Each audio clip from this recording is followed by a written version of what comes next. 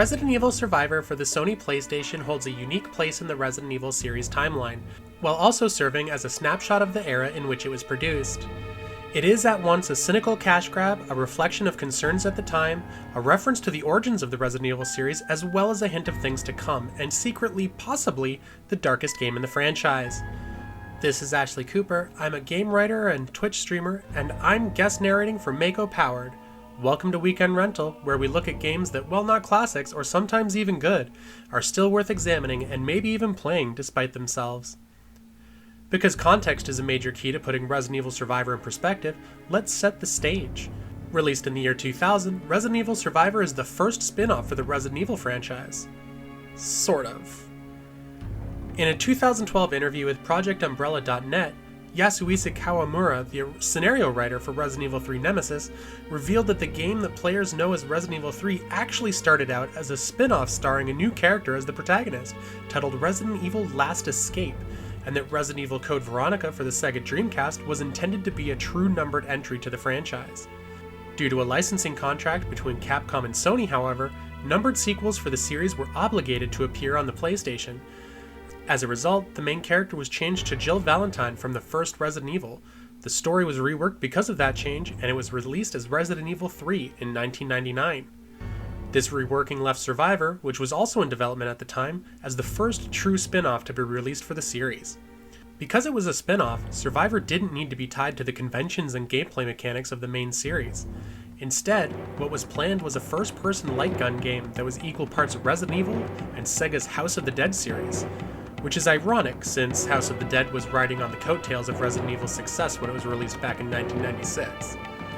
This fusion concept didn't exactly happen, but we'll get to that in a moment. First, the idea of a first-person Resident Evil game may seem like a major departure for the series, especially at the time. After all, one of the hallmarks of the PlayStation 1 era Resident Evil games is their cinematic fixed camera angle presentation. Yet Survivor is less of a departure for the series than it is a return to the original concept. See, early in production of the original Resident Evil back in 1995, the game started as a first-person survival horror game before Shinji Mikami and Tokuro Fujiwara realized that the PlayStation simply wasn't capable of handling the kind of horror experience they were envisioning. The technical limitations of the PlayStation are why the series went with the fixed camera angles and tank controls that were its hallmark in the 32-bit era. Now, before it seems like we're saying that Survivor is the embodiment of some grand ideal or returning to an artistic vision, it should be pointed out that the game was definitely intended to be a quick and dirty cash grab. All of the enemy sprites, except for the final boss of the game, are reused assets from Resident Evil 2. The zombies, the lickers, the Cerberus dogs, the giant spiders, the hunters, the giant alligator, the plant things, the giant moth, even Mr. X gets reused here to a surprising degree. There are no puzzles to speak of, items to unlock progression are found and immediately used when needed with no input from the player, doors are open just by walking into them, the environments are sparse and frankly nonsensical as anything other than shooter corridors, plus they're dark. Not in an atmospheric, spooky, what's around the next corner kind of sense, but in a we're trying to obscure how little there actually is here kind of sense. The game was clearly supposed to be a quick and easy production to tide players over until something more substantial came down the pipeline. So what's the problem? Why did it go awry? Because on April 20th, 1999, two teenagers walked into Columbine High School in Columbine, Colorado, and gunned down 12 students and one teacher, injured 21 additional people with gunfire, and then committed suicide before they could be apprehended by police. At the time, it was the deadliest mass shooting in US history. In the wake of this tragedy, people, understandably distraught over what happened, tried to figure out why and how such a thing could occur. One of the concerns circled around to the fact that the shooters played games like Doom, Doom 2, and Quake, and went so far as to make their own levels for the game modeled after the high school. This led to a reopening of the violence in video games debate in the media, along with several in-development games having aspects changed as a result of those circumstances. For example, Perfect Dark for the Nintendo 64 originally planned to offer compatibility with the Game Boy camera, where players could photograph themselves and their friends and map those photographs onto character models for multiplayer games. In light of the shooting, however, it was seen as being in poor taste for players to literally be shooting each other in-game. This is also why Resident Evil Survivor has the control scheme it does. While the Japanese version of the game does have light gun support, it was removed in the North American release out of sensitivity for the video game violence issue.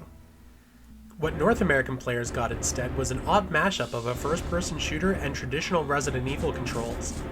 When the player wants to fire at a monster, they need to hold the shoulder button on the PlayStation controller, which roots them on the spot while they aim with the reticle on screen. Yes, this setup is cumbersome, but there is some assistance provided. As soon as the player scores a successful hit on the monster, as long as they keep the shoulder button held down, the target is locked on. In some cases, this is absolutely necessary. The Cerberus dogs would be impossible to eliminate without aim assistance present. It's an interesting mapping of Resident Evil combat controls onto a first-person shooter. It's not entirely successful, but it does hint at the way combat would work eventually in Resident Evil 4. The two are almost identical, aside from the camera perspective and aim assist. What is a departure from the series norms, though, is that the handgun the player starts out with has unlimited ammo, clearly a vestige of the game's light gun roots. This unlimited ammo, combined with the fact that there is no way to manually reload, leads to weird things like intentionally firing bullets at nothing in between fights, so that the player isn't caught flat-footed by the reloading delay during the next encounter. This unlimited handgun ammo also makes some of the enemies who were major threats in the main games a little too easy here. The hunters, who could move swiftly, attack for massive damage, and take handgun shots without blinking in the main games, flinch when shot by the handgun here, and can easily be locked into an animation loop where they're taken out with the least powerful weapon in the game. As well, when the hunters and lickers leap at the player to swipe at them, the simplest defense is just running past them as they lunge. Dodging these attacks is far easier than it ever was in the main games, and it kind of drains the fear from the game when enemies are this easy to avoid and overcome. This situation even impacts Mr. X. Yes, he initially appears as the monstrous Kool-Aid Man he was in Resident Evil 2. However, by the game's end, the player has been made to take down hordes of Mr. X's, severely reducing their emotional impact. Sort of. We'll circle around to that in a moment. This is not to say the game is easy overall, though. The lunge dodge only works if there's enough room to run past the monsters, and Survivor bottlenecks the player by using very narrow corridors and catwalks. Yes, narrow hallways are characteristic of the series, but here they constrain movement too much, leading to unnecessary damage. The worst instance of this is the fight with not one but two of the giant alligators from Resident Evil 2. You're stuck on a narrow sewer walkway with an alligator on either end, and no compressed gas canister to help you out with an instant kill. You need to just plug away at one of the gators and hope you're doing your best at avoiding its lunges as well as the gator behind you. Also, because the aiming reticle moves slower than expected, trying to get a bead on one of the Cerberus dogs is far more difficult than it needs to be. The other problem is that there's no way to quickly turn around when you're aiming. Despite being released over a year after Resident Evil 3, the 180-degree turn present in that game is inexplicably absent here.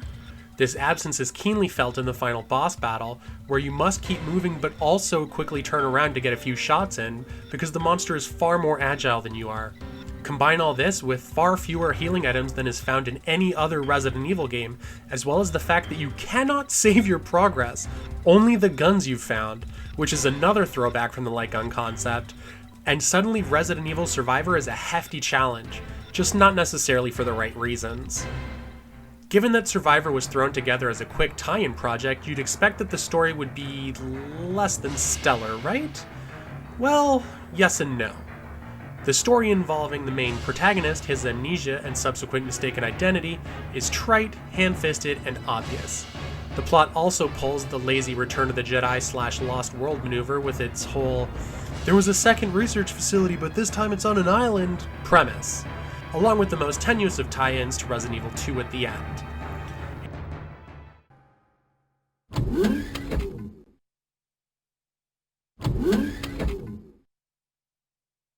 That's right!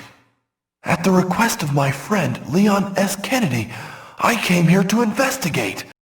It doesn't help that the voice acting is, and I cannot stress this enough, terrible. The protagonist sounds like he's on Valium, and the kids sound like they're in their 20s trying to pass for preteens.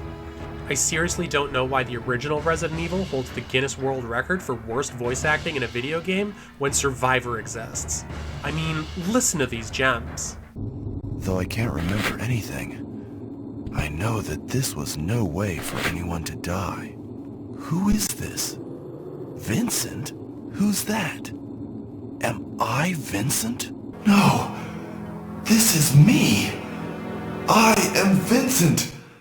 It was all my fault! I was only listening to it because I'm so bored! My brother told me to wait here! Oh, and while we're at it, for an adult that claims he's trying to help two kids survive and escape an island full of monsters, the protagonist sure seems to be okay with sending them off on their own to venture across the entire island. Let's go get Lily. Go ahead! Hurry! We'll meet at the station! The self-destruction system has been activated. Again, on an island full of monsters. The only reason these kids survived is through the miracle of plot contrivance. Well, okay. Plot contrivance married with the most iconic late 90s fashion ever. There is an interesting branching path structure to the game and therefore the narrative. But, like the translation of traditional Resident Evil controls, it's not entirely successful. At various points in the game, the player is offered a choice between which building, path, or route to take. While the plot overall is not affected, certain characters which help clarify the plot can be missed, making the main story slightly confusing. These branching paths mainly seem to be about choosing difficulty, but that aspect is never explained to the player. In this playthrough, the difficulty spike in branching paths was only revealed when on one path you face a group of Mr. X's, the second path has lickers in close quarters, and the third is open with one-hit enemies. You still wind up at the same endpoint, but how you get there is just a little different. And yet, as with the Resident Evil games that came before it, there are two layers to the plot.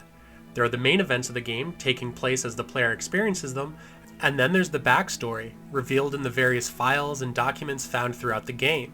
This backstory takes a much different tone and actually recasts some of the triter elements of the main plot in a new light. These files reveal that the administrator for the island facility has been kidnapping children from around the world in order to use them as guinea pigs for Umbrella's biomedical experiments. Seriously, one of the documents discusses how the employees were to think of the kids literally as guinea pigs, so as to not humanize them and get attached. Not only does this smack of the Tuskegee syphilis experiments in the US and the Nazi experiments conducted on Jewish prisoners in World War II, complete with internment facilities that the player sees firsthand, but also of ethnic cleansing. It's not explicitly stated, but heavily implied, that all of the kids used for the experiments are racialized, given their names and countries of origin. On top of that, you also find the diary of Lot, one of the children you're trying to rescue, which discusses how he has been taught that the children brought in for the experiments are inferior to him and the other children of officials on the island.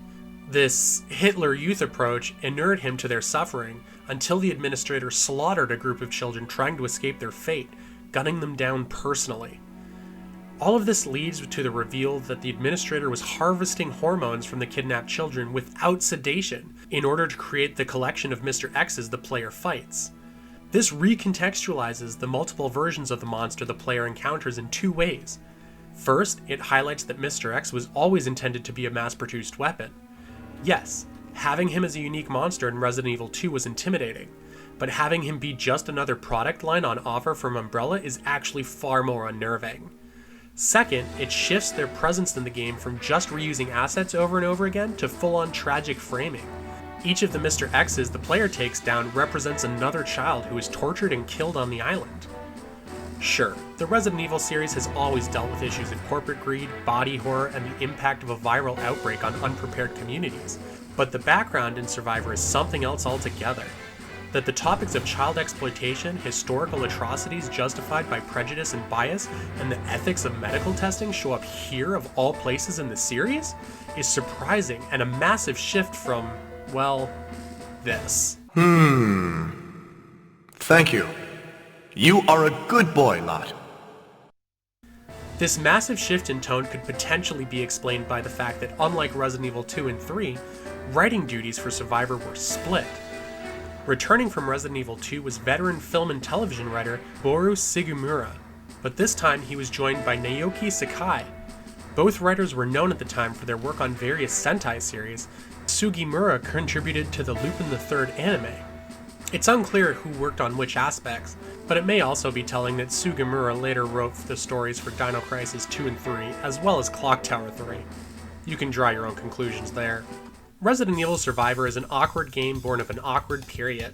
It clearly highlights the transition phase the series was going through as it was moving beyond the aging PlayStation 1.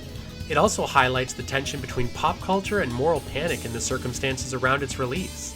It may not be the best first-person shooter, and it sure isn't the best Resident Evil game, but there are enough interesting aspects here to make for a good weekend rental.